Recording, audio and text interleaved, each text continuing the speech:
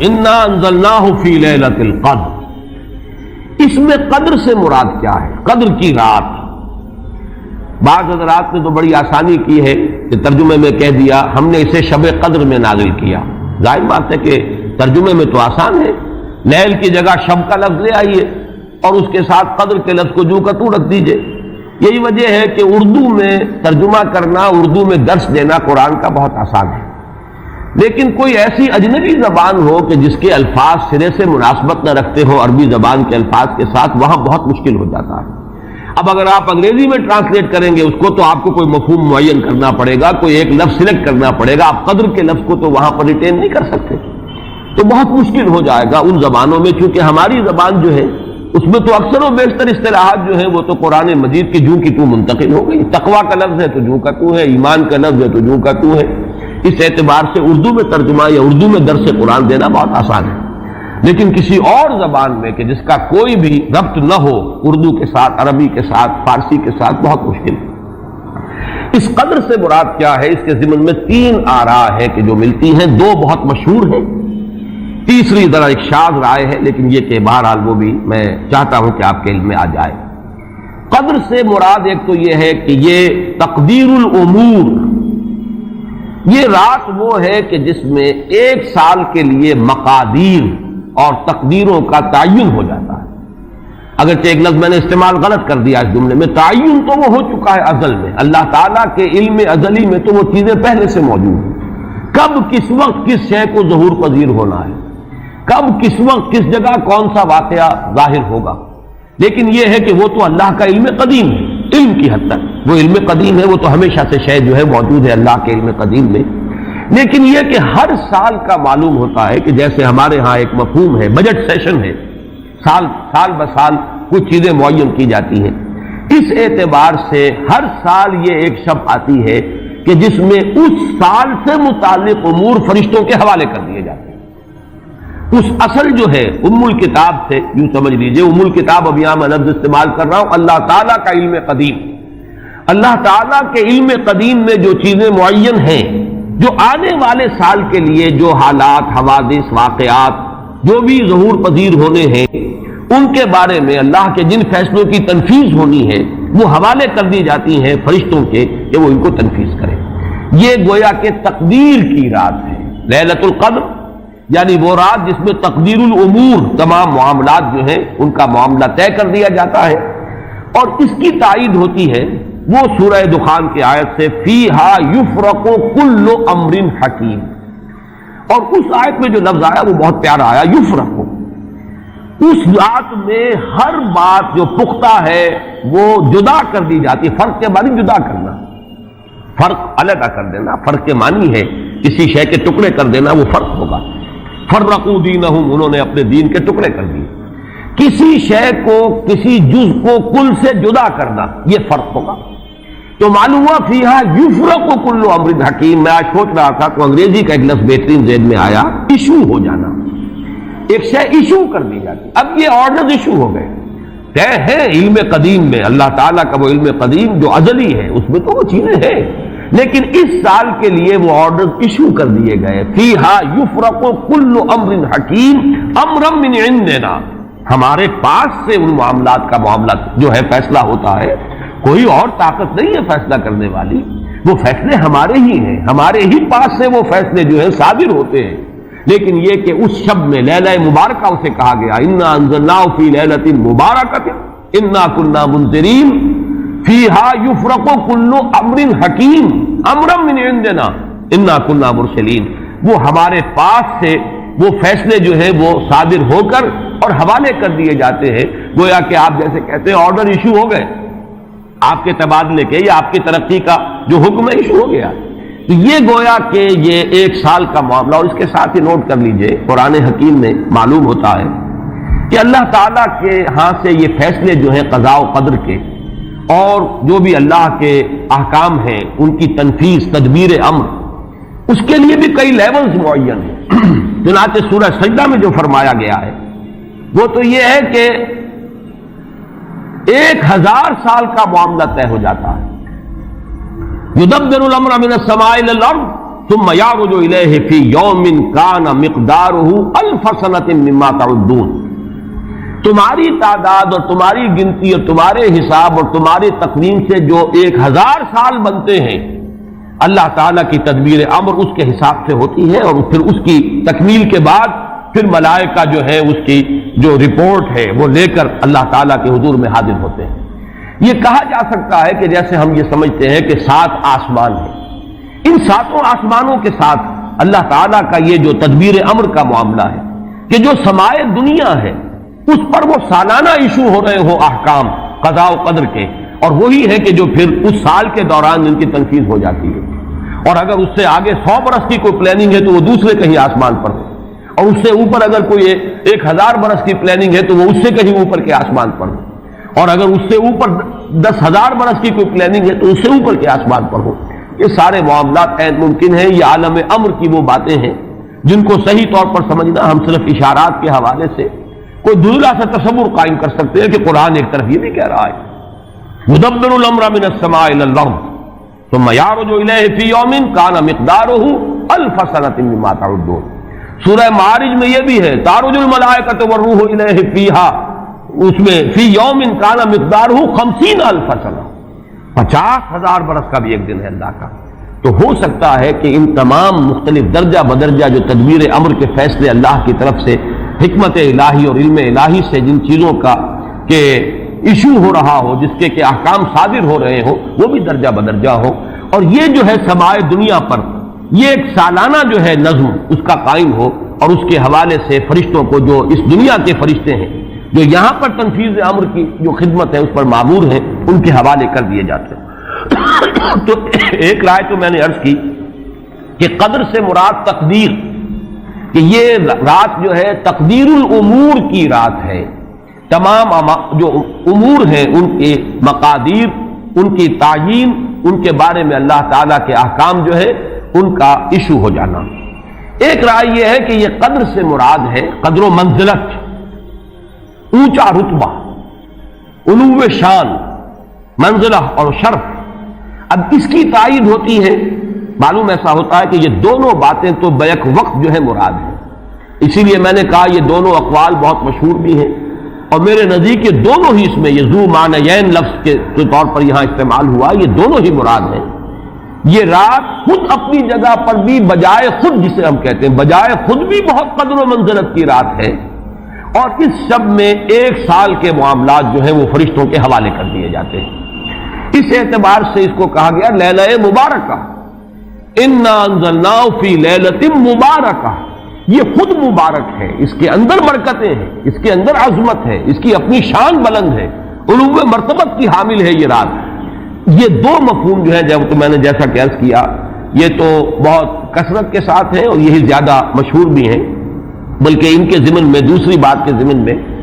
ایک نقطہ ترازی کے درجے کی بات ہے، لیکن بات کیونکہ حسین ہے وہ میں آپ کو سنا رہا ہوں۔ ابو بکر وراق ہے جنہوں نے اس میں نقطہ پیدا کیا ہے کہ یہ لیلہ قدر اس لیے ہے لأنہ نزل فیہا کتاب ذو قدر علی لسان ملک ذی قدر علی امت لہا قدر۔ یہ 3 انہوں نے قدر جمع کیے ہیں کہ یہ اس لیے اس کو لیلۃ القدر کہا گیا کہ ایک طرف تو یہ کہ اس میں وہ کتاب نازل ہوئی جو بڑی قدر و منزلت والی کتاب ہے، ثانیاً وہ اس فرشتے کی زبانی نازل ہوئی کہ جو بہت قدر و منزلت کا ذی قوت عند ذی العرش مکین مطاع ثم امین، پھر اس امت کے لیے اس کی تنزیل ہو رہی ہے جس کی بڑی قدر و منزلت ہے اللہ کے ہاں۔ اور شاید اسی وجہ سے وہ کہتے ہیں جناب وراق کہ شاید اسی وجہ سے لفظ قدر جو ہے اس سورہ مبارکہ میں 3 مرتبہ آیا ہے، انا انزلناہ فی لیلۃ القدر وما ادراک ما لیلۃ القدر لیلۃ القدر خیر من الف شہر۔ لیکن جیسا کہ میں نے عرض کیا ہے یہ بس ایک نقطے کے حد تک ہے، ایک دلچسپ نقطہ ہے، میں نے اس کا تذکرہ کر دیا ہے۔ ایک تیسرا مفہوم جو شاذ ہے جو لیا گیا قدر سے، کہ قدر کا ایک مفہوم ہے تنگی کا بھی، جیسے کہ سورۃ الفجر میں ہم پڑھ چکے ہیں فَأَمَّا الْإِنسَانُ إِذَا مَا ابْتَلَاهُ رَبُّهُ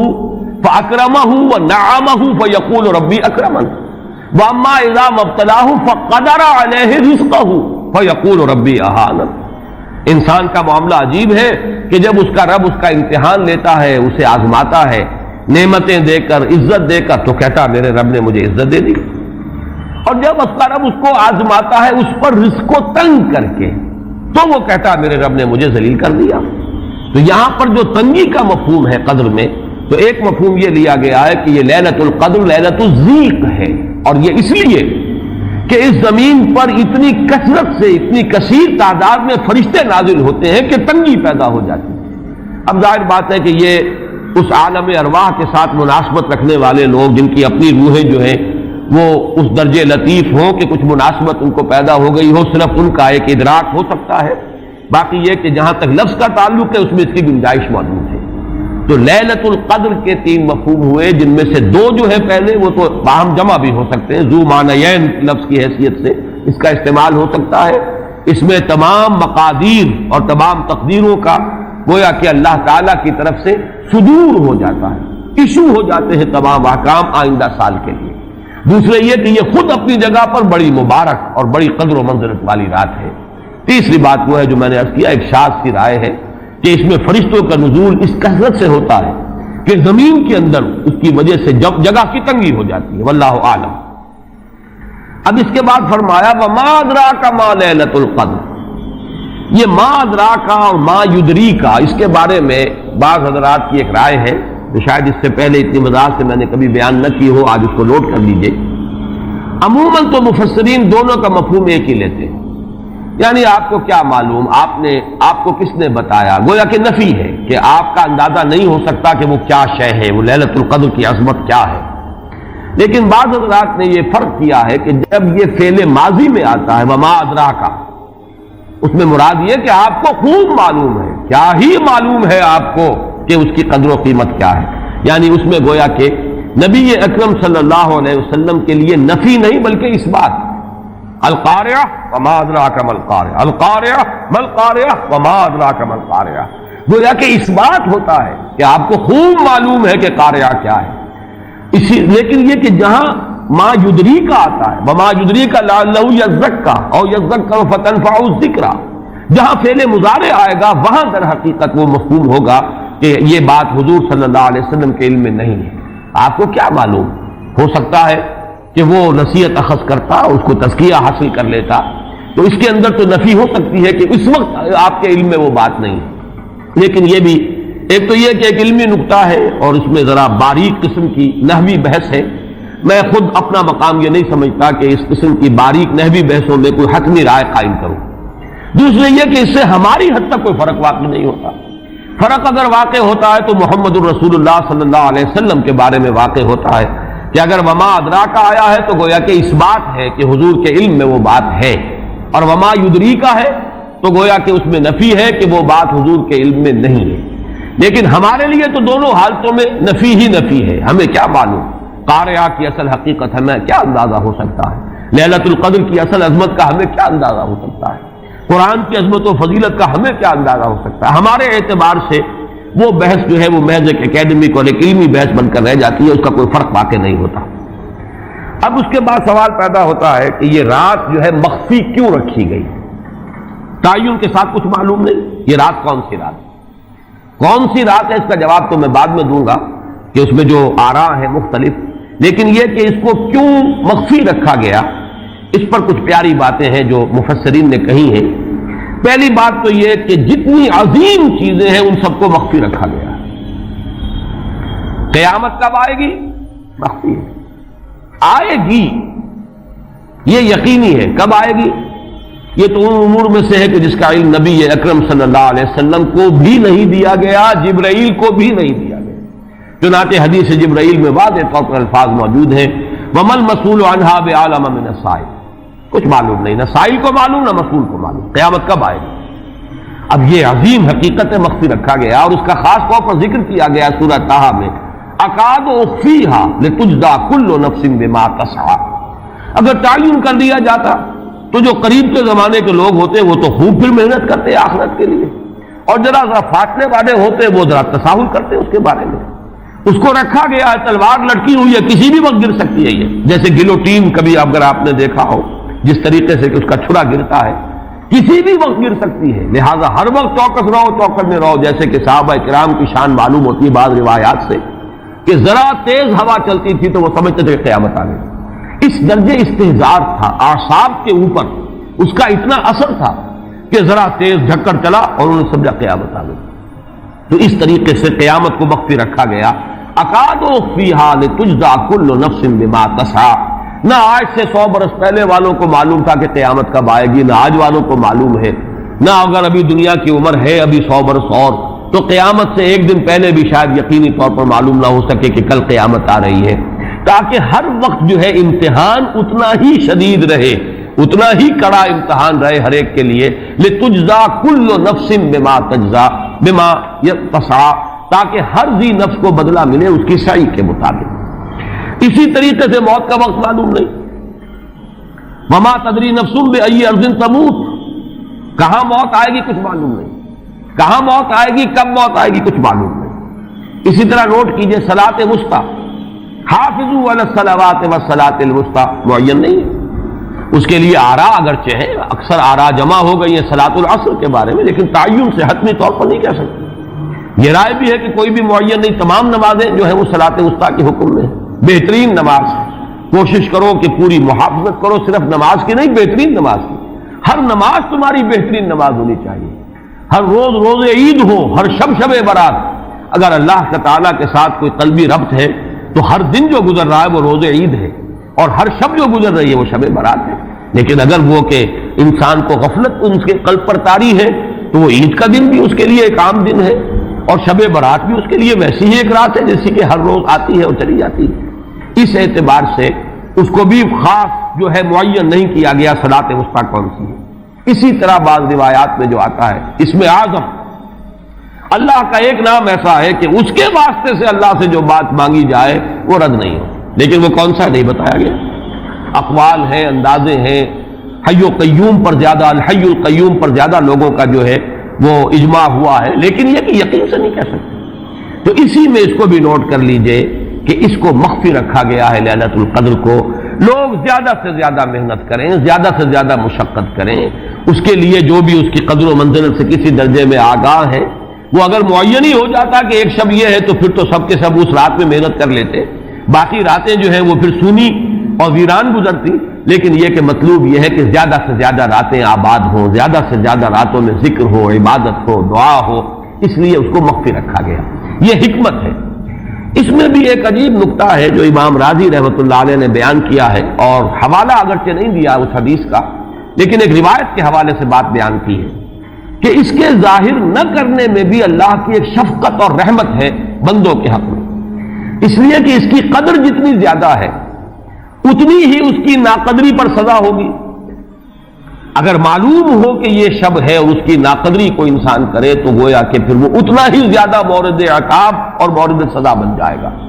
اس کے لیے ایک بڑا پیارا واقعہ نقل کیا امام راضی نے کہ حضور صلی اللہ علیہ وسلم حضرت علی رضی اللہ تعالی عنہ ایک روز مسجد میں داخل ہوئے، ساتھ ہی آئے ہیں، دیکھا کہ ایک شخص سو رہا ہے، نماز کا وقت ہو چکا تھا۔ حضور نے حضرت علی سے فرمایا کہ اسے جگا دو، اسے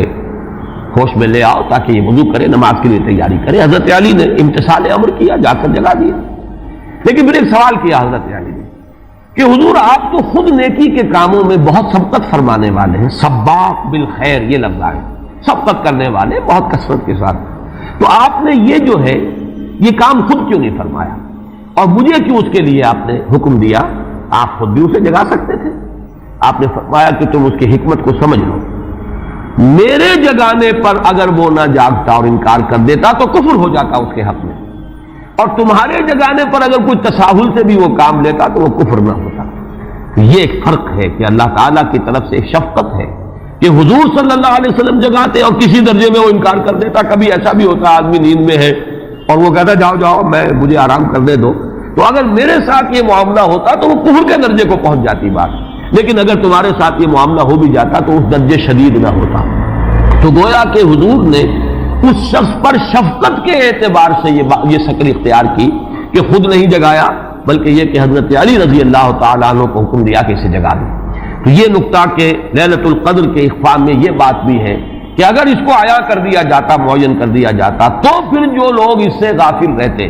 پھر وہ بہت سخت ناقدری کا ارتکاب کرتے اور بڑی سزا کے مستوجب ہو جاتے۔ اب چھٹی بحث ہے کہ وہ رات کون سی ہے۔ اگرچہ ایک رائے شاذ یہ بھی ہے کہ وہ رمضان سے باہر کی رات بھی ہو سکتی ہے، لازم نہیں ہے کہ رمضان ہی کی کوئی شب ہو۔ اس میں چونکہ بعض حضرات نے ایک روایت کی وجہ سے جسے ہم شب برات کہتے ہیں، لیلۃ البرات، یہ شعبان کی 15ویں شب، درمیانی شب، اور اس کے بارے میں ایک روایت موجود ہے حضرت عائشہ صدیقہ رضی اللہ تعالی عنہا کی کہ رات کے وقت ان کی آنکھ کھلی اور وہ باری آپ ہی کے پاس شب باسی کی تھی، حضور کی، تو حضور موجود نہیں تھے، تو تشویش ہوئی کہاں گئے۔ تو جب تلاش کی گئی تو معلوم ہوا کہ حضور جنت البقیع قبرستان میں پہنچے ہوئے ہیں اور وہاں آپ ان کے لیے جو بھی وہاں دفن ہیں ان کے لیے استغفار فرما رہے ہیں۔ جب پوچھا گیا معاملہ کیا، تو آپ نے فرمایا یہ بڑی عظیم رات ہے اور اس رات میں فوت ہونے والوں کا فیصلہ ہو جاتا ہے، پیدا ہونے والوں کا فیصلہ ہو جاتا ہے۔ تو اب وہ بھی ایک لیلہ مبارکہ، اسی وجہ سے بعض لوگوں نے وہ جو سورہ دخان کی ابتدائی آیات ہے انا انزلناہ فی لیلۃ مبارکۃ، اس کو محمول کیا ہے اسی رات پر کہ جس کو ہم شب برات کہتے ہیں اپنی عام اصطلاح میں، لیلۃ البرات اسے عربی میں کہا جاتا ہے۔ برات کے معنی کسی کا چھٹکارا پا لینا۔ یہ شب برات جو ہے وہ برات شادی والی برات نہیں ہے، بلکہ یہ برات کا لفظ ہے عربی زبان کا، جو ہمارے ہاں وہ غلط العام میں برات شب برات بن گیا ہے۔ برات، برات من اللہ ورسولہ، جو سورہ برات کا پہلا لفظ ہے کہ چھٹکارا پانا، کہ وہ رات بھی ایسی ہے کہ اس میں انسان استغفار کرے اور اللہ تعالیٰ سے اپنے گناہوں کی معافی مانگے تو اپنے آپ کو جہنم سے چھٹکارا دلا سکتا ہے، وہ شب برات ہے۔ اس اعتبار سے کچھ لوگوں نے گمان کیا کہ شاید لیلۃ القدر اور لیلہ مبارکہ اس حدیث کی روح سے وہی شب ہے، وہ ظاہر بات ہے کہ خارج از رمضان مبارک ہے، اور یہ کہ اس کے علاوہ بھی بعض آراء ہیں، لیکن یہ آراء جو ہے شاذ کے درجے میں۔ میں یہ کہہ سکتا ہوں کہ تقریباً اجماع ہے اس پر کہ یہ رات رمضان مبارک ہی کی ایک رات ہے۔ اس کی دلیل ایک تو یہ کہ القرآن یفسر بعضہ بعضا کے اصول کے مطابق قرآن مجید کے اندر سورہ بقرہ میں یہ واضح کر دیا گیا شہر رمضان الذی انزل فیہ القرآن، رمضان مبارک کا مہینہ وہ ہے کہ جس میں قرآن نازل کیا گیا، اور یہاں فرمایا انا انزلناہ فی لیلۃ القدر، ہم نے اس کو اتارا ہے لیلۃ القدر میں۔ ان دونوں کو جوڑیے تو اس کا ایک لا محالہ جو ایک انیویٹیبل رزلٹ نکلتا ہے وہ یہی ہے کہ یہ لیلۃ القدر رمضان مبارک میں۔ دوسری اس کی تائید ہوتی ہے وہ مشہور حدیث جس کو الحمدللہ کہ ہم نے بہت عام کیا ہے، رمضان مبارک کی آمد سے قبل کوشش ہوتی ہے ہر سال جو ہے اس کی یاد دہانی کرا دی جائے۔ ایک طویل خطبہ جو حضور نے دیا تھا، خطبنا رسول اللہ صلی اللہ علیہ وسلم فی آخر یوم من شعبان، یہ حضرت سلمان فارسی رضی اللہ تعالیٰ عنہ سے مروی ہے کہ حضور نے شعبان کے آخری دن ہمیں خطبہ ارشاد فرمایا، یا ایھا الناس قد اظلکم شہر عظیم شہر مبارک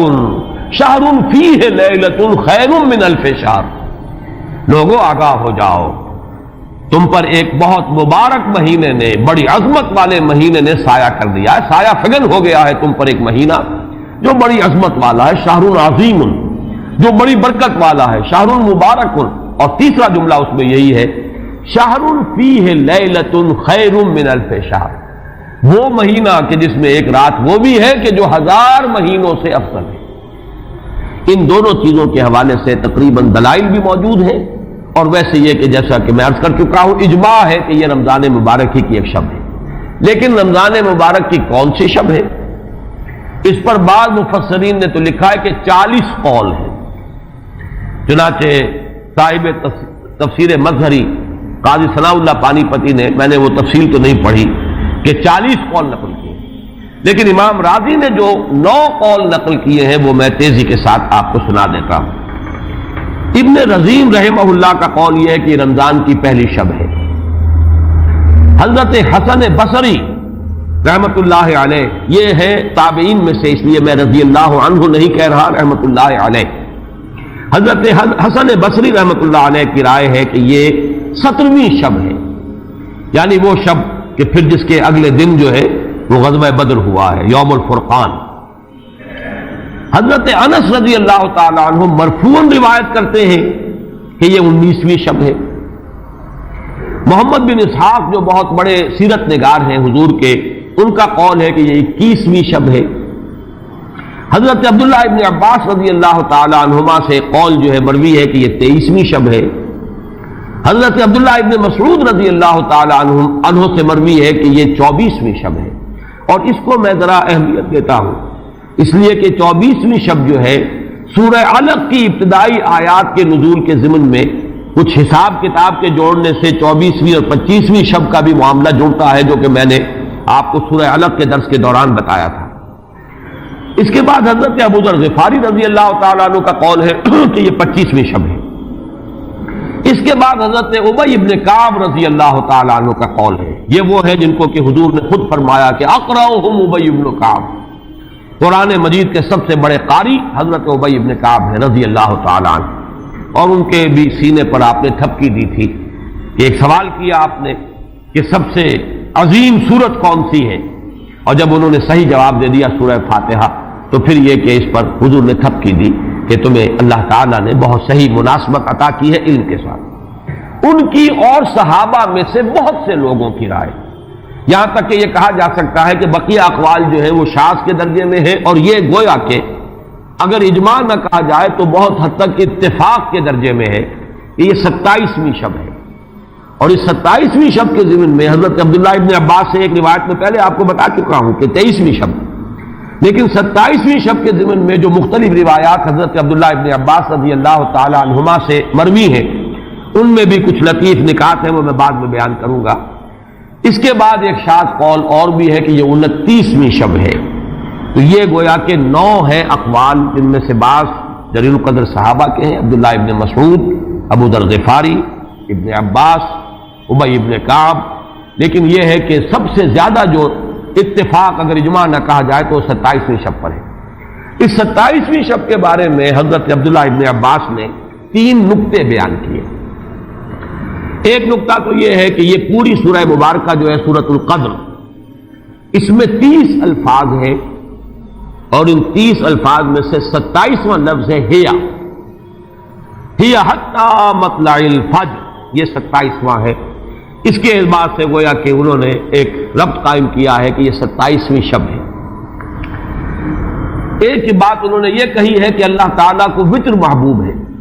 اللہ وطر و یحب الوطر، اللہ خود بھی اکیلا ہے اور وطر کو پسند کرتا ہے. پھر یہ کہ وطر جو ہے اب رمضان مبارک کے اندر اگر وہ وطر شمار کیے جائیں گے تو 14-15 وطر بن جائیں گے، لیکن اس میں چونکہ آخری عشرے کے بارے میں بہت سی روایات جو ہیں ان کا تقریباً اجماع ہو جاتا ہے کہ آخری عشرے میں،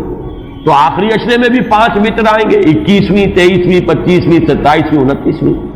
لیکن حضرت عبداللہ ابن عباس کہتے ہیں کہ 7 کا ہندسہ اللہ تعالیٰ کو بہت پسند ہے.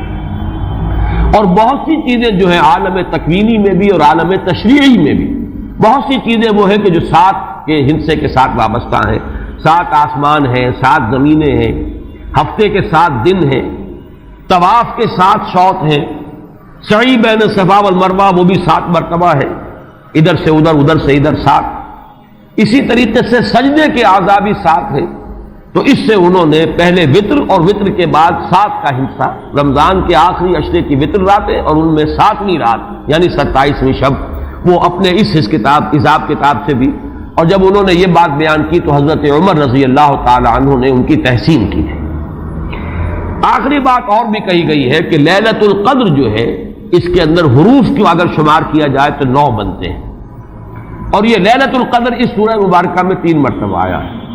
انا انزلناہ فی لیلۃ القدر وما ادراک ما لیلۃ القدر لیلۃ القدر خیر من الف شہر.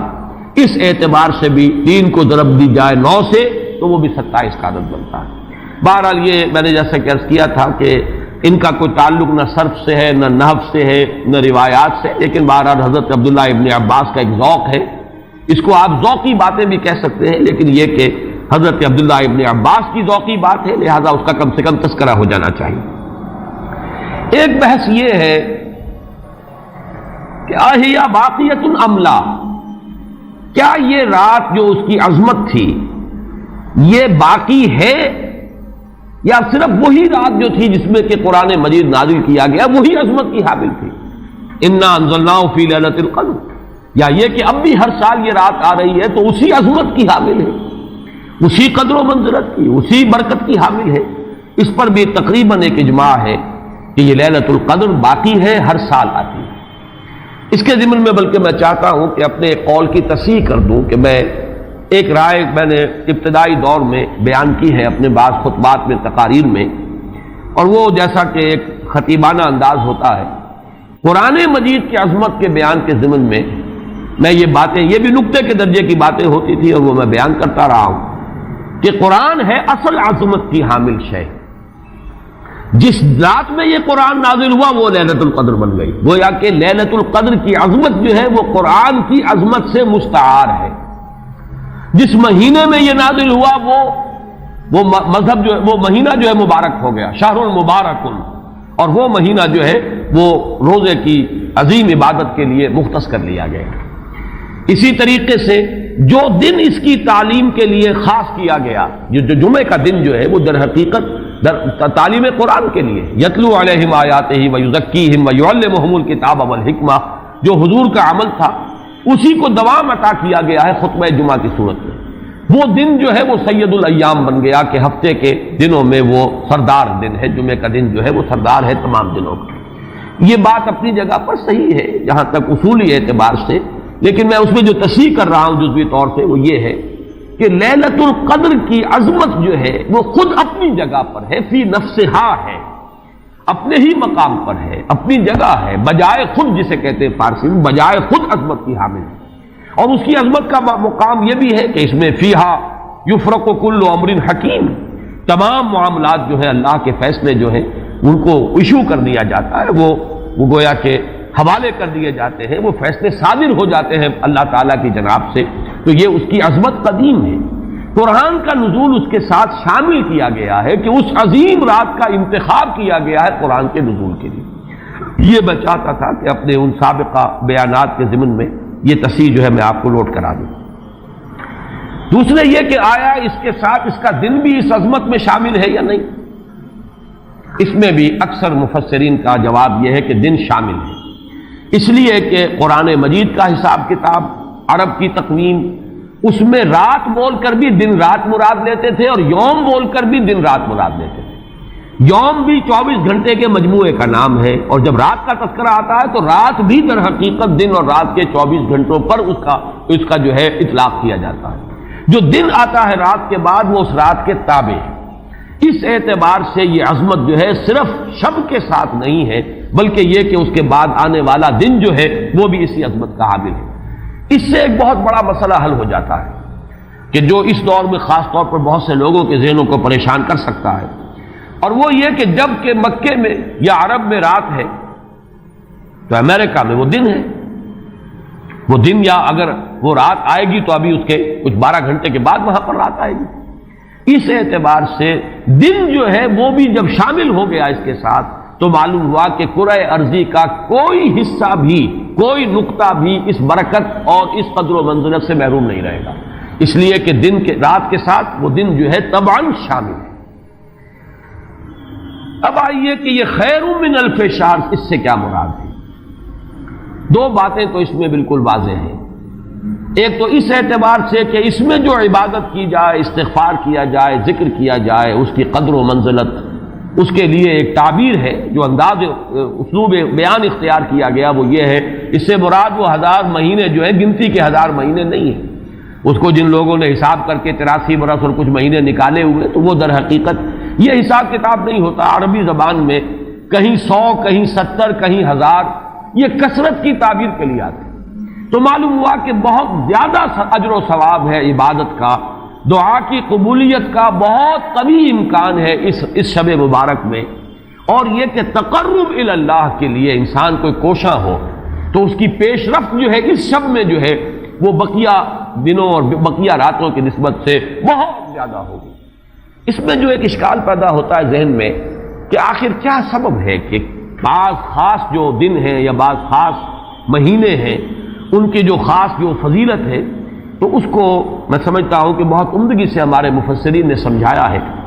کہ عالم مادی میں بھی ہم یہ چیز دیکھتے ہیں کہ مناسبت ہوتی ہے۔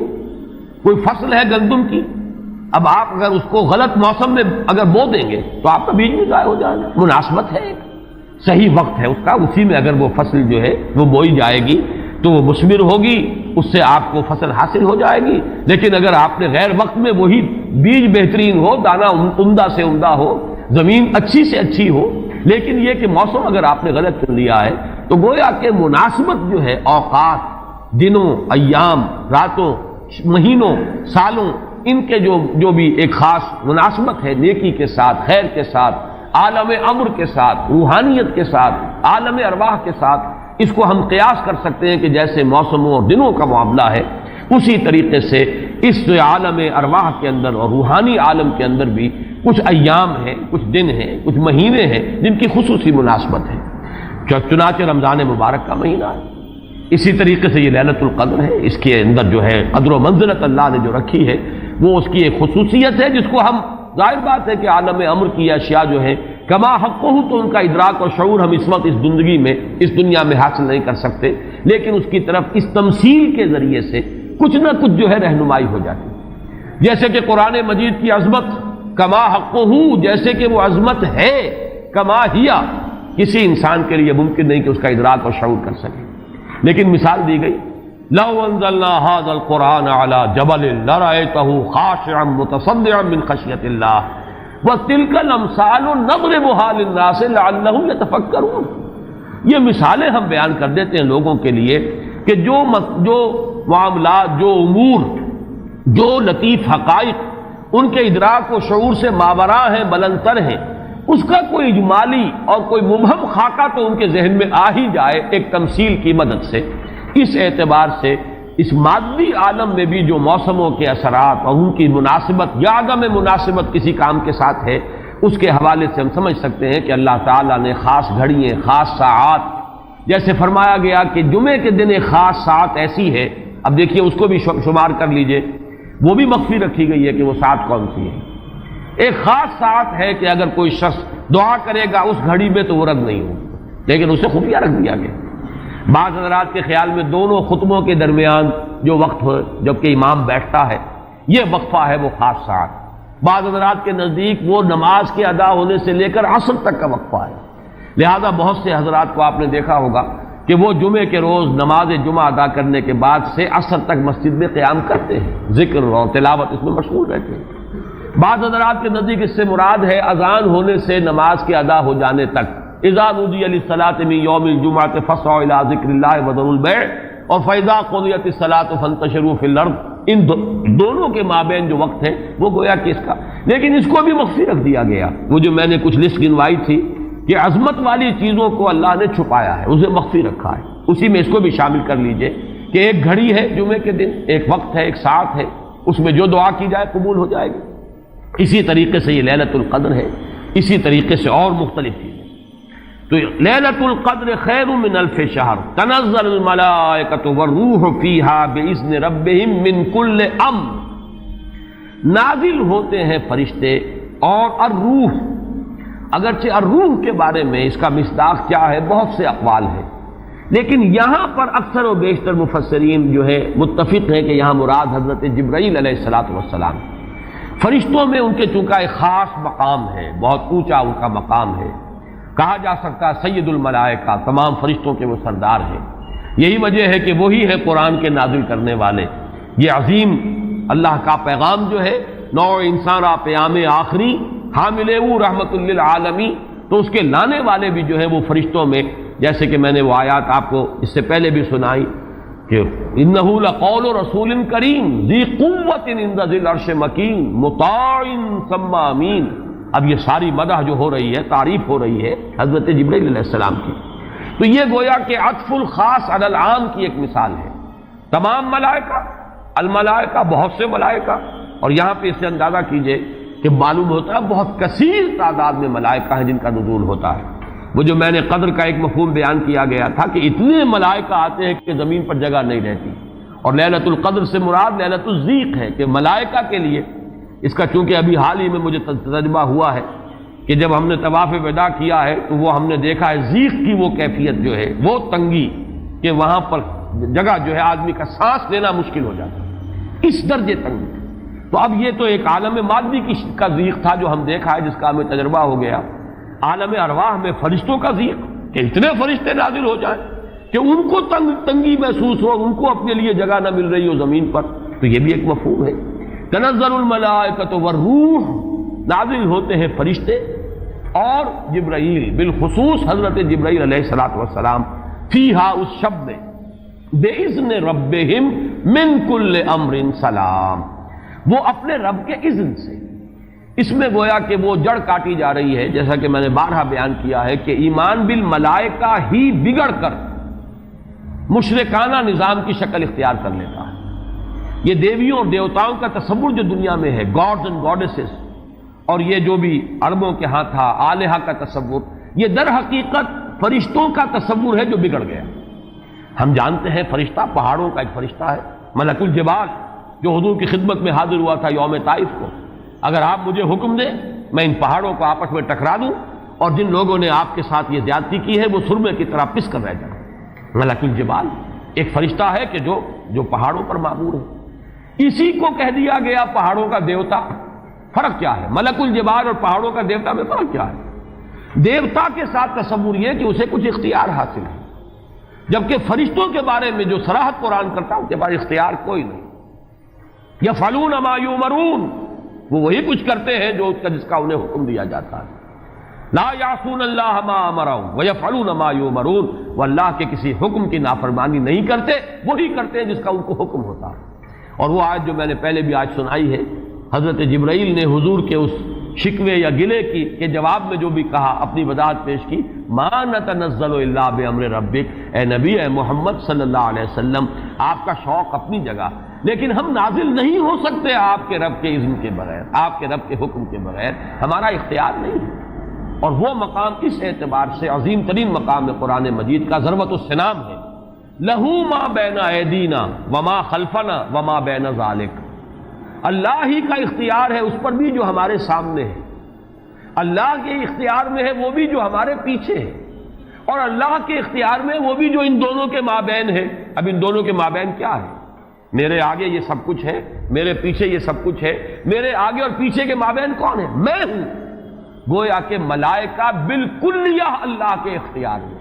ان کا کوئی اختیار جو ہے اپنا نہیں ہے، اگرچہ بہت ملائکہ مقربین ہے، مقام بہت بلند ہے،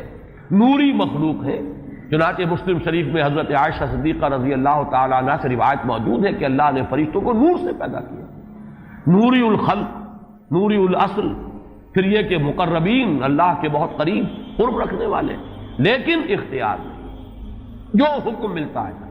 بس یہ بات پیش نظر رہے تو ایمان بالملائکہ جو لازم ہے ہمارے ایمانیات کا جزو لا ينفک ہے۔ آمنت باللہ وملائکتہ وکتبہ ورسلہ والیوم الآخر والقدر خیرہ وشرہ من اللہ تعالی والبعث بعد الموت، ایمان باللہ کے فوراً بعد ایمان بالملائکہ ہے، لازم ہے۔ لیکن یہ کہ ذرا سا دیکھیے بال برابر ادھر سے ادھر ہو جانے سے وہ جو ہے کہ رفتم کے خارج پاکشم محمل نہا شد از نظر، یک لحظہ غافل گشتم و 100 سال راہم دور شد، ایک لحظے کی غفلت جو ہے وہ 100 سال کی دوری ڈال دیتی ہے راستے کے اندر، ایک لحظے کی ذرا سی یہ لغزش جو ہے۔ اگر ان ملائکہ کے بارے میں یہ تصور قائم ہو جائے کہ یہ بھی صاحب اختیار ہے تو ٹھیک ہے، پھر کچھ دنڈوت ہونی چاہیے، پھر کچھ چڑھانے چاہیے، پھر ان سے دعائیں کرنی چاہیے، ان سے استغاثہ ہونا چاہیے، ان کو پکارا جانا چاہیے۔ وہ سارا کا سارا شرک کا جو تومار ہے اب اس کے لیے پورا جواز پیدا ہو گیا اگر ذرا سی یہ علمی غلطی ہو جائے۔ تو اسی لیے یہاں پر خاص طور پر تنزل الملائکۃ والروح فیہا بإذن ربہم،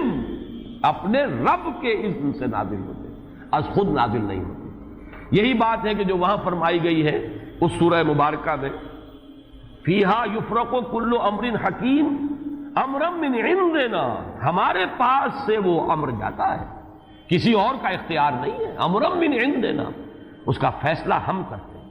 یدبر الامر ہم ہیں، تدبیر امر ہم کرتے ہیں، فیصلہ کرنے والے ہم ہیں، حکم دینے والے ہم ہیں، تقدیر کا تعین کرنے والے ہم ہیں، اس کے لیے حکم ایشو کرنے والے ہم ہیں۔ تو فرمایا امرا من عندنا انا کنا مرسلین، اور ہم ہی ہیں کہ جو بھیجنے والے ہیں، اپنے فرشتوں کو بھیجتے ہیں تنفیذ امر کے لیے، اپنے رسولوں کو بھیجتے ہیں لوگوں کو خبردار کرنے کے لیے، جو کہ اگلی صورت کا مقصد ہے، جو مرکزی مضمون ہے کہ مقصد رسالت ہے کیا۔ تو فرمایا تنزل الملائکۃ والروح فیہا باذن ربہم من کل امر. اب دیکھیے کل امر کس طرح یہ الفاظ جو ہے ایک دوسرے کے ساتھ ان دونوں مقامات کے جو ٹیلی کر رہے ہیں. انا انزلناہ فی لیلۃ القدر، انا انزلناہ فی لیلۃ مبارکۃ. قدر اور مبارک یہ دونوں ایک دوسرے کے مقابل میں آ گئے. یہاں فرمایا من کل امر تنزل الملائکۃ والروح فیہا باذن ربہم من کل امر. وہاں فرمایا فیہا یفرق کل امر حکیم امرا من عندنا انا کنا مرسلین. اس شب میں ایشو ہو جاتے ہیں تمام معاملات، تمام فیصلے، اور ہوتے ہیں ہمارے پاس سے. یہ غالباً جو ہمارے ہاں جو فیصلے عدالتی فیصلے ہوتے ہیں ان میں بھی خاص الفاظ آتے ہیں کہ یہ عدالت کا اپنا فیصلہ ہے، یا ہم اپنے فیصلے سے یہ بات جو ہے اس کا تعین کر رہے ہیں. تو امرا من عندنا یہ ہمارا فیصلہ ہمارے پاس سے اس کی تعین ہوتی ہے. سلام ہی حتی مطلع الفجر.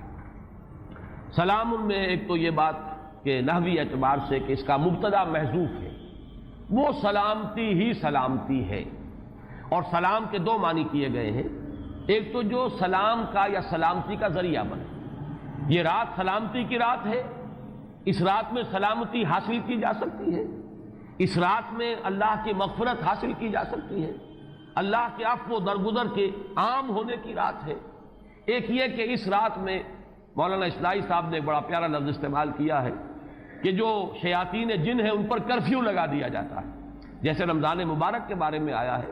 کہ ان جو شیاطین ہیں ان کو قید کر دیا جاتا ہے. یعنی یہ کہ برائی کے جو محرکات و دوائی ہیں ان میں کمی آ جاتی ہے، خیر کے دوائی اور داعیات و محرکات وہ اس کے اندر نکھرتے ہیں، ابھرتے ہیں. اور یہ ہر شخص کو اندازہ ہے رمضان مبارک کا ایک خاص ماحول ہوتا ہے. اس میں واقعہ یہ ہے کہ اگرچہ بدطینت لوگ اس میں بھی بد کرداری کا معاملہ کرتے ہیں، لیکن یہ کہ طبیعت جو عام ماحول اس ماہ مبارک کا ہوتا ہے اس میں خیر کا کرنا نسبتاً بہت آسان دوسرے دنوں کے مقابلے میں. اور برائی کی طرف میلان جو ہے وہ زیادہ ہی شدید ہوگا تو شاید اس کا جو ہے اظہار ہو جائے، ورنہ عام طور پر برائی کے میلانات جو ہیں ان میں کمی پیدا ہو جاتی ہے. تو سلام ایک تو اس معنی میں کہ سلامتی حاصل کرنے والی رات، دوسرے یہ کہ اس رات میں سلامتی ہوتی ہے کہ جنات جو ہیں شیاطین جن ان کے اوپر پابندیاں ہیں، قدغنے ہیں. اور ایک یہ لفظ لایا گیا ہے سالم کے معنی میں. سالم پوری رات، یہ پوری رات کا معاملہ ہے، اس کی کوئی خاص ساعت نہیں ہے. اس میں گویا کہ خاص دلجوئی کی جا رہی ہے کہ اگر کوئی شخص پوری رات میں نہیں بھی جاگ سکا لیکن اگر طبیعت میں انشراح ہو جائے کسی اس کی ایک ساعت میں، کسی ایک حصے میں، تو وہ یہ سمجھے کہ وہ محروم نہیں رہا، اسے اس رات کی سعادتوں اور برکات میں سے حصہ مل جائے گا. ہی حتی مطلع الفجر. اور یہ رات جو ہے یہ فجر کے طلوع ہونے تک یہ برکات کا نزول، فرشتوں کا نزول، خیر و سعادت، سلامتی کا حصول، یہ تمام چیزیں جو ہیں اس رات کے آخری جو سرحد ہے مطلع الفجر، طلوع فجر تک یہ تمام کیفیات برقرار رہتی ہیں. اللہ تعالی ہم سب کو یہ لیلہ قدر اور لیلہ مبارکہ جو ہے اس کی برکات سے اور اس کی قدر و منزلت سے اور اس کے خیرات و حسنات سے متمتع ہونے کی توفیق عطا فرمائے. بارک اللہ لی و لکم فی القرآن العظیم ونفعنی و ایاکم بالآیات